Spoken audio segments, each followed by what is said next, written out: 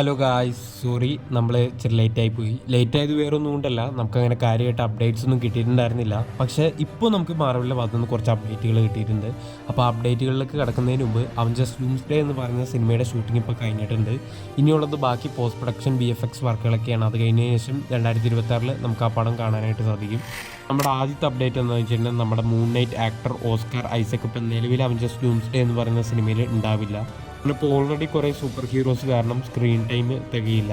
പക്ഷേ ഇപ്പോൾ കേൾക്കുന്ന മറ്റൊരു അപ്ഡേറ്റ് എന്താണെന്ന് വെച്ച് കഴിഞ്ഞാൽ നമ്മുടെ ഫ്യൂച്ചറിസ്റ്റിക് സ്പൈഡർമാൻ ആയിട്ടുള്ള മിഗ്വൽ ഒആരേനെ അവഞ്ചേഴ്സ് സീക്രട്ട് വാർസ് എന്ന് പറയുന്ന സിനിമയിൽ ഓസ്കാർ ഐസക് അവതരിപ്പിക്കുമെന്നാണ് ഇപ്പോൾ കേൾക്കുന്ന ഒരു അപ്ഡേറ്റ്. അടുത്തൊരു അപ്ഡേറ്റ് എന്താണെന്ന് വെച്ച് കഴിഞ്ഞാൽ നമ്മുടെ വാണ്ടയുടെ ഒരു വേരിയന്റ് എക്സ്മാൻ യൂണിവേഴ്സിൽ നിന്നും അവഞ്ചേഴ്സ് ഡൂംസ്ഡേ എന്ന് പറയുന്ന സിനിമയിലും ഉണ്ടാവും. അടുത്ത അപ്ഡേറ്റ് എന്താണെന്ന് വെച്ചാൽ നമ്മുടെ ക്യാപ്റ്റൻ മാർവലിന് അവഞ്ചേഴ്സ് ഡൂംസ്ഡേയിലും അവഞ്ചേഴ്സ് സീക്രട്ട് വാർസിലും ഒരു ഇമ്പോർട്ടൻറ്റ് റോൾ ഉണ്ടാവും. പിന്നെ കിട്ടിയ ഒരു അപ്ഡേറ്റ് എന്താണെന്ന് വെച്ചാൽ നമ്മുടെ ടോം ഹോളിൻ്റെ സ്പൈഡർമാൻ അവഞ്ചേഴ്സ് ഇൻഫിനിറ്റി വാറിൽ എത്രത്തോളം പ്രാധാന്യം ഉണ്ടായിരുന്നോ അത്രത്തോളം തന്നെ ഒരു പ്രാധാന്യം അവഞ്ചേഴ്സ് ഡൂംസ്ഡേ എന്ന് പറയുന്ന സിനിമയിലും ടോം ഹോളിന് ഉണ്ടാവും. വീഡിയോ ഇഷ്ടപ്പെട്ടാൽ ചാനലും സബ്സ്ക്രൈബ് ചെയ്യുക. ഇനി സബ്സ്ക്രൈബ് ചെയ്തില്ലെങ്കിൽ പോലും അറ്റ്ലീസ്റ്റ് ലൈക്കെങ്കിലും ചെയ്യാൻ ശ്രമിക്കാം.